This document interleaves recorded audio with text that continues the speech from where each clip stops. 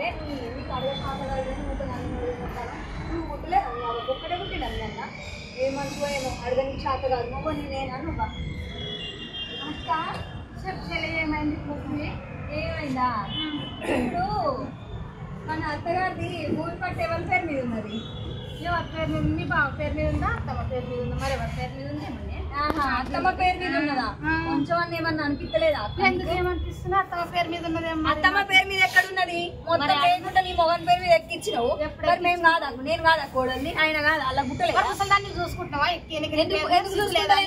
ఎందుకు చూసుకుంటలేను ఎవరి ఇంటి కాడ ఉన్నదో చూడ ఒకసారి కొంచెం కూర్చుంటే అయిపోయినా ఎవరు పెడుతుంటే ఎవరు చూస్తున్నా నేను పెడతలేను